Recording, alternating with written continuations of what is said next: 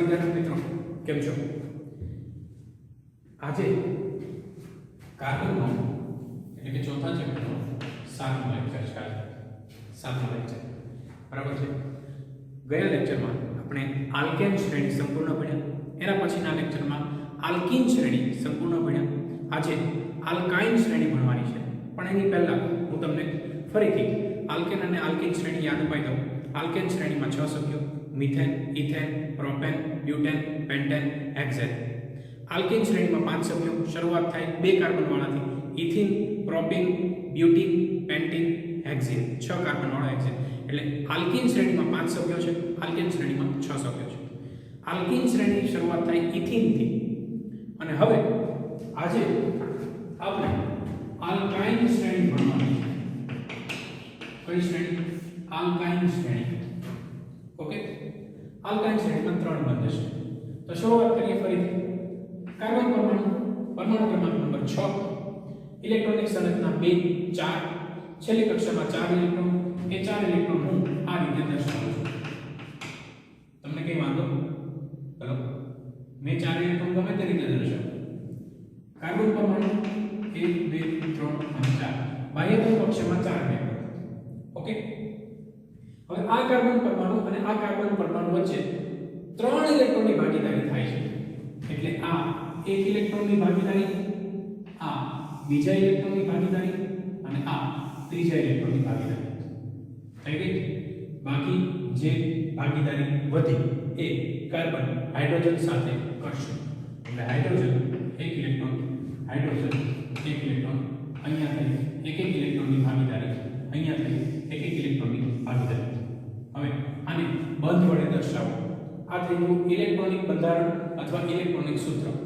બંધારણીય સૂત્ર લખો તો કાર્બન કાર્બન 3 બંધ એટલે આ રીતે થાય. અહીંયા હાઇડ્રોજન સાથે 1 બંધ એટલે 1 બંધ, અહીંયા હાઇડ્રોજન સાથે 1 બંધ એટલે 1 બંધ. બરાબર? એટલે આ રીતે લખી શકાય. કાર્બનના ઝુમખા આ રીતે બને. કાર્બનના ઝુમખા આ રીતે બને. CH triple bond CH. જો ભેગું કરો તો થાય C2H2. ઇલેક્ટ્રોનિક સૂત્ર, બંધારણીય સૂત્ર, અણુ સૂત્ર. ઓકે, 2 કાર્બન વાળો સભ્ય છે ઇથેન અથવા ઇથિન. આલ્કેન શ્રેણીમાં હોય તો ઇથેન કહેવાય, આલ્કીન શ્રેણીમાં હોય તો ઇથિન કહેવાય, અને આલ્કાઇન શ્રેણીમાં હોય તો ઇથાઇન કહેવાય. શું કહેવાય? ઇથાઇન કહેવાય. યાદ રહી ગયું? કાર્બન કાર્બન વચ્ચે 3 ઇલેક્ટ્રોનની ભાગીદારી. એટલે આ કાર્બનના 3 બંધ અહીંયા થયા, 1 બંધ અહીંયા થયો. બરાબર? એટલે 4 સંયોજકતા પૂરી થઈ ગઈ. હાઇડ્રોજનની 1 સંયોજકતા પૂરી થઈ ગઈ. એટલે CH triple bond CH C2H2 ethyne. હવે થોડું એડવાન્સ કરીએ. 2 કાર્બનની જગ્યાએ લઈએ 3 કાર્બન. એટલે કાર્બન કાર્બન કાર્બન. હવે હું ઇલેક્ટ્રોનિક સૂત્ર નથી લખતો, માત્ર આ સૂત્રના આધારે સમજાવું છું. તમારે ઇલેક્ટ્રોનિક સૂત્ર લખવાનું છે. હું નથી લખતો, તમારે ઇલેક્ટ્રોનિક સૂત્ર લખવાનું છે. પહેલા 2 કાર્બન વચ્ચે 3 બોન્ડ, બાકી સિંગલ બોન્ડ હોય તો ચાલે, જે રીતે ડબલ બોન્ડમાં હતું એ રીતે. બરાબર? હવે જો આ કાર્બનના 3 બંધ થયા, ઘટે કેટલા? 1 બંધ. એટલે હું અહીંયા લખું 1H. આ કાર્બનના 3 અને 1 4 બંધ થઈ ગયા. હવે આ કાર્બનને કોઈ હાઇડ્રોજનની જરૂર છે ના, કારણ કે કાર્બનના 4 બંધ થઈ ગયા, પતી ગયું. એટલે આ કાર્બન જોડે કોઈ હાઇડ્રોજન જોડવાનો થતો નથી. આ કાર્બનના 1 જ બંધ થયો, 3 બંધ બાકી, એટલે હાઇડ્રોજન હાઇડ્રોજન હાઇડ્રોજન. હવે કાર્બનના ઝુમખા બનાવો, કાર્બનના ઝુમખા બનાવો, કાર્બનના ઝુમખા બનાવો. લખાવો CH triple bond C single bond CH3. CH triple bond C single bond CH3. ભેગું કરો તો થાય C3H કેટલા? 1 અને 3 4 C3H4. 3 કાર્બન વાળો કહેવાય પ્રોપેન. પરંતુ આ શ્રેણી છે આલ્કાઇન શ્રેણી, ટ્રિપલ બોન્ડ વાળી શ્રેણી, આલ્કાઇન શ્રેણી. એટલે કહેવાય પ્રોપાઇન. શું કહેવાય? પ્રોપાઇન. ડન? ચાલો, સમજી ગયા તમે લોકો? કારણ કે આલ્કીન શ્રેણી તમે બરાબર ભણેલી છે એટલે આ આવડે. આગળ વધો. 4 કાર્બન 1 2 3 4. પહેલા 2 કાર્બન વચ્ચે ટ્રિપલ બોન્ડ, બાકી સિંગલ બોન્ડ. હવે જો આ કાર્બનના 3 બંધ થયા, એક બાકી એટલે હાઇડ્રોજન. અહીંયા 4 પૂરા, અહીંયા આજુબાજુ 2 થયા, 2 બાકી એટલે આજુબાજુ 2. અહીંયા એક જ થયો, 3 બાકી એટલે હાઇડ્રોજન હાઇડ્રોજન હાઇડ્રોજન. ઓકે, હવે કાર્બનના ઝુમખા બનાવો. આ ઝુમખું, આ ઝુમખું, આ ઝુમખું અને આ ઝુમખું ગ્રુપ બનાવવાના છે. એટલે CH triple bond C single bond CH2 single bond CH3. બરાબર છે? સિક્વન્સ બેઠી મગજમાં. CH2. હવે શું થશે? જો તમે સરખું ભણ્યા તો તમને ખ્યાલ આવી જશે કે અહીંયા CH2 હવે વધતા જશે. આટલું અને આટલું સેમ રહેશે. અહીંયા CH2 વધતા જશે. બરાબર? જોઈએ તો બી ભેગું કરવાને 1 2 3 4 4 કાર્બન C4. હાઇડ્રોજન કેટલા? 1 2 3 4 5 6 C4H6. 4 કાર્બન વાળો શું હોય? બ્યુટેન. પણ આ શ્રેણી છે આલ્કાઇલ શ્રેણી, એટલે આને કહેવાય છે બ્યુટાઇન. શું કહેવાય? બ્યુટાઇન. 4 કાર્બન હતા, હજુ એક કાર્બન ઇન્ક્રીઝ કરો, વધારો 5 કાર્બન કરો તો આવી જાવ અહીંયા 1 2 3 4 5. Triple bond single single single. હવે અહીંયા 3 બોન્ડ થયા, એક બોન્ડ ઘટે એટલે એક હાઇડ્રોજન. અહીંયા પતી ગયું. અહીંયા 2 બોન્ડ થયા, 2 બાકી હાઇડ્રોજન હાઇડ્રોજન.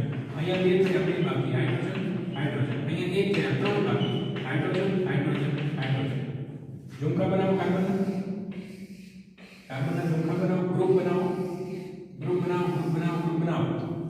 બોલો. CH triple bond C single bond CH2 single bond CH2 single bond CH3. એ થયું ને? મેં કહ્યું હતું ને CH2 વધશે. હવે CH2 વધ્યા, ભેગું કરો. બાકી બધું સેમ રહ્યું. જો આજુબાજુ બધું સેમ રહ્યું, આટલું અને CH3 સેમ રહ્યું. CH2 વધ્યા. ચાલો ભેગું કરો. C કેટલા? 1 2 3 4 5 C5.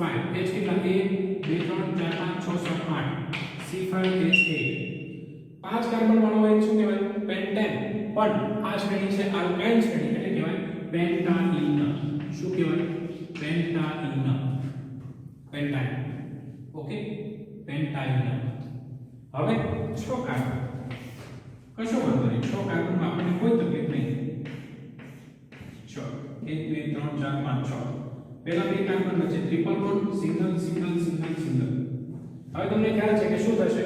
હવે લગાવો, આના પરથી લગાવો. જો CH ટ્રિપલ બોન્ડ CH હતો, પછી આ થયું, પછી CH2 આયા, પછી CH2 વધારે આયા. હવે પાછું શું થશે? જો CH triple bond C single bond CH2. અહીંયા બે CH2 હતા ને, હવે 3 CH2 થશે. CH2 CH2 CH2 અને છેલ્લે શું આવશે? CH3. અને છેલ્લે આવે CH3. બરાબર? ભેગું કરો એટલે કેટલા થાય? 1 2 3 4 5 6. એટલે 6 કાર્બન છે. હાઇડ્રોજન ગણવા નથી, હું તમને લખાવું છું. અહીંયા 2 કાર્બન હતા, પછી 4 થયા, પછી 6 થયા, પછી 8 થયા. હવે કેટલા થશે? 10. ગણી લો. 1 2 3 4 1 2 3 4 5 6 7 અને 3 10. થઈ ગયા? આ રીતે સિક્વન્સ થાય. યાદ આવ્યું કે? ખ્યાલ આવ્યો કે? ભાન પડી ગઈ, સમજ પડી ગઈ? ચલો હવે ઉપર લખો પાછું.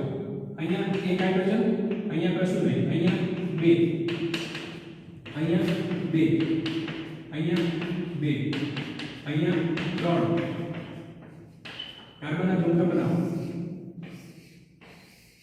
ઝુમખા બનાવો, ગ્રુપ બનાવો, ઝુમખા બનાવો, ગ્રુપ બનાવો. હવે જોઈ લો. બેસી ગયું. CH triple bond C CH2 CH2 CH2 CH3. Done.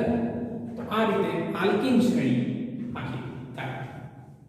મેં અહીંયા બંધારણીય સૂત્ર લખ્યા છે, ઇલેક્ટ્રોનિક સૂત્ર નથી લખ્યા. તમારે દરેક તત્વોના ઇલેક્ટ્રોનિક સૂત્ર, બંધારણીય સૂત્ર અને અણુ સૂત્ર લખવાના છે. આ તમારું વર્ક છે. આલ્કીન શ્રેણી આલ્કાઇલ શ્રેણી ઇથાઇન થી શરૂ થાય તો ઇથાઇન નું ઇલેક્ટ્રોનિક સૂત્ર, બંધારણીય સૂત્ર અને અણુ સૂત્ર. પ્રોપાઇન નું ઇલેક્ટ્રોનિક સૂત્ર, બંધારણીય સૂત્ર અને અણુ સૂત્ર.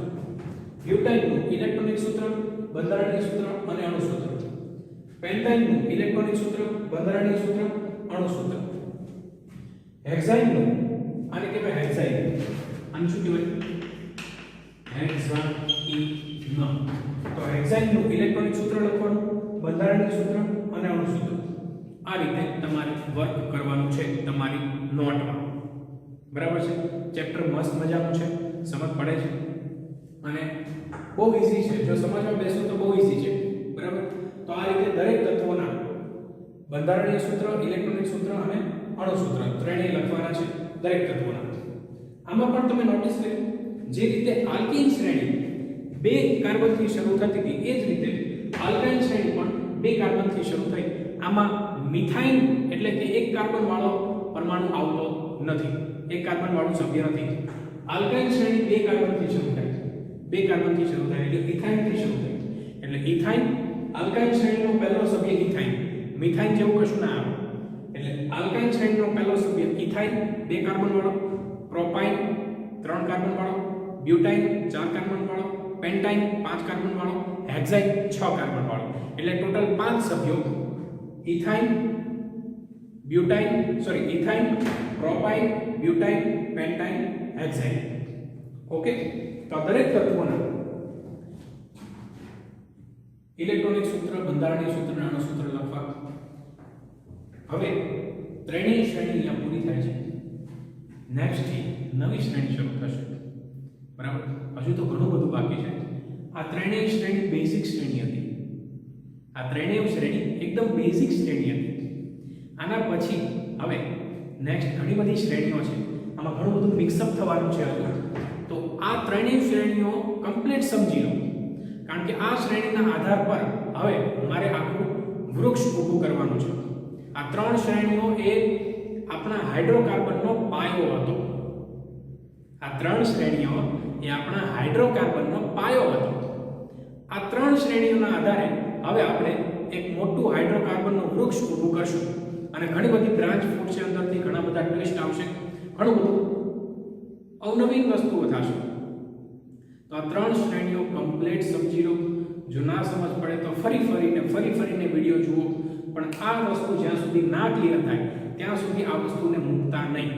પ્રેક્ટિસ કરો, સમજો, વિડીયો જુઓ, અણુસૂત્રની પ્રેક્ટિસ કરો, જાતે લખો, યાદ રાખીને લખો, લખીને યાદ રાખો, જે કરવું પડે તે કરો, પણ આ વસ્તુમાં સમજ પડવી જોઈએ. બરાબર છે? ઝૂમ મીટિંગ લઈશું આની, એમાં પણ ક્વેશ્ચન પૂછો. બરાબર? હું સમજાવીશ, મારો નંબર પણ છે. તો કોઈ પણ સવાલ થાય તો એને અવગણતા નહીં, ઇગ્નોર નહીં કરતા મને પૂછી લેજો, કારણ કે આ વસ્તુ સમજ પડશે તો આના ઉપર હું બીજું સમજાવી શકીશ. ઠીક છે? તો આલ્કેન, આલ્કીન અને આલ્કાઇન 3 શ્રેણી બને. નેક્સ્ટ લેક્ચરથી આપણે બીજી બધી શ્રેણીઓ ભણશું. બરાબર? તો મળીએ પાછા નેક્સ્ટ લેક્ચરમાં. ત્યાં સુધી